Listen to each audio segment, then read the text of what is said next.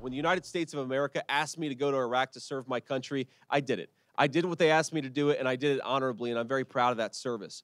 When Tim Walz was asked by his country to go to Iraq, you know what he did? He dropped out of the Army and allowed his unit to go without him. I guess it's the battle of the veterans.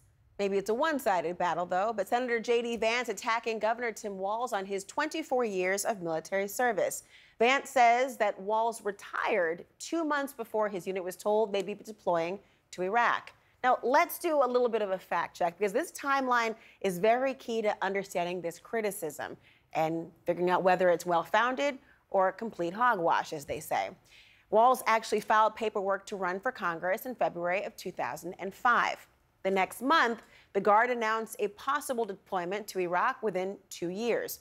Walz then announced he intended to stay in the race, quote, whether that is in Washington, D.C. or in Iraq. He retired from his Guards unit in May of 2005, although it's unclear when he submitted his retirement papers. But 2 months later, his unit received deployment orders to Iraq. Now, we should note, while Walz was not on that deployment, he was deployed with the Minnesota National Guard in August of 2003 to Italy in a supporting role for the war in Afghanistan. While there, he did not see combat. But now, Vance is also accusing Walz of falsely claiming he did serve in a combat zone. That claim comes from this clip of Walz talking about gun control. We can make sure that those weapons of war that I carried in war is the only place where those weapons are at. A Harris campaign spokesperson is responding to the accusation this evening, saying, quote, in his 24 years of service, the governor carried, fired, and trained others to use weapons of war innumerable times. As for Vance, he served 4 years in the Marines as an enlisted combat correspondent, which involves the gathering of military news. In that role, Vance was deployed once to Iraq for roughly 6 months. And in his book, Hillbilly Elegy, Vance says, quote, I was lucky to escape any real fighting. I want to bring in Patrick Murphy. He's a former Pennsylvania congressman who was elected to Congress in the same year as Governor Walz. They also roomed together. Congressman Murphy, thank you so much for being here. I have to tell you, I'm surprised, even in politics, that there would be an attack between veterans. I mean, you're also a veteran. When you see these claims from Vance that the governor somehow has what he called stolen valor, that he's lied about his military service, what's your response to these kinds of attacks? It's heartbreaking, Laura, to be honest with you. And it's really disappointing that Senator Vance has done that. I mean, Tim Walz has given 24 years of his service to our country in uniform, 24 years. And when our nation asked Sergeant Major Walz to deploy for Operation Enduring Freedom, he went overseas. That means he left his job. He left his wife and young kids. He went overseas and served where the Army told him. And it wasn't in Afghanistan, it was in Italy, but that's where his unit was, his artillery unit from Minnesota, the Minnesota National Guard. So for Senator Vance to do this, it's really disheartening. You know, when he was announced, you know, there's a lot of us veterans, you know, I'm a proud Democrat. You know, I didn't attack his military service. That's not what you do to your brother and sister veterans, especially, Laura, the less than 1% that has served during a defining moment in our country's history, the longest wars in Iraq and Afghanistan. You just don't do that. And yet it's being done, Congressman, and there is a particular statement, and I hear you. Words matter. And the word choice that Governor Walz used is part of what is being used to attack him. And I want to read for you and the audience what was said. The quote was, those weapons of war that I carried in war.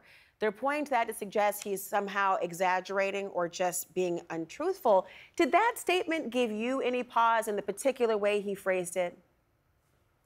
He has done thousands and thousands of interviews on television, on radio, et cetera, and they find one little misstatement, and all he said was he was talking about weapons of war, and that's what he's trained himself. He's trained hundreds, if not thousands, of his soldiers in those weapons of war, those M16A2 assault rifles, those M4 assault rifles, you know, and that's the frustrating part. He was making a broader point, not about his military service, about how these weapons of war have no place in our schools, killing our kids, have no place, you know, shooting former presidents. Like, you know, that they're just wrong, right? Now, again, I, like Tim Walz, believe in the Second Amendment. I, like Tim Walz, am a gun owner. But that doesn't mean we should have weapons of war in hands of people who aren't trained and aren't ready and aren't mentally capable of handling them. I'm very glad that you pointed out this nuance and really what was, I can only describe as deflection, because the topic he was discussing was gun control and gun violence and common sense regulation. What's being picked up on instead is something entirely different than what he was actually articulating, which is very important to so many Americans, not the least of which all the parents like myself who are preparing for yet another school year where our children, elementary kids, will have to have first an active shooter response drills in our schools. Congressman, there's also a newly surfaced interview from back in 2009. And you know, the vetting process in politics goes on. The digging up is going to come. You well know this. But he reflected, Governor Walz reflected on why it was he left the Guard. I want you to listen to what he had to say. I left in April of 2005, and this was, you know, for me it was just short of 25 years. And it was to run for this office. We were really concerned that we were going to try and do both. There's always the Hatch Act and some of the things that you have to be very careful of. Obviously, the Hatch Act, very important in terms of not having conflicts of interest posed. What did you make of this statement? Because some people are looking at this and assessing whether or not he was thinking about a violation or that he had committed one. What do you say? I say that's exactly, Tim Walz is a leader of character. He didn't want to make sure that he was, when he was in uniform, he was focused on the task in hand. He was focused on his men and women in his unit. When he was going to be a candidate for Congress, why is that? Because he saw with his own eyes, serving our country, the wrong, basically, policies of then the Bush administration, that we didn't belong in Iraq, that the counterbalance to Iran in the Middle East used to be Iraq, which is no longer the case. It was an unnecessary war, is a strategic mistake.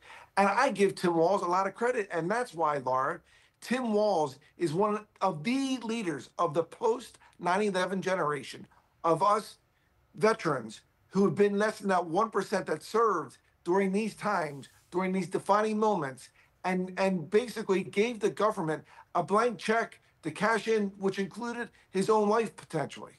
And God, you know, God willing, it didn't happen. But then Tim Walz served in Congress with distinction, authoring the post 9/11 GI Bill, Laura, which right now there's about 1.1 young Americans in colleges and universities using that, including J.D. Vance when he was at Yale. And also the repeal of Don't Ask, Don't Tell, because that policy kicked out 13,000 of our troops just because who they loved, just because they were part of the LGBT community. And then one last thing, serving as the governor of Minnesota, which I know you know that state well. You grew up there in high school and law school, etc. When he was the governor of Minnesota, it was Donald Trump that said he did a great job during the riots. Literally, President Trump at the time said Tim Walz did a great job. It was Tim Walz who made that state the 5th best in job creation in the country. It is Tim Walz that helped make that the lowest unemployment rate in our nation. He has done a phenomenal job for Minnesota families, and he will do a phenomenal job as our next vice president. Well, Congressman Patrick Murphy, let me tell you how I was raised to respond to a veteran who has served. Thank you for your service. Full stop. Thanks, Laura. Thank you. Appreciate you.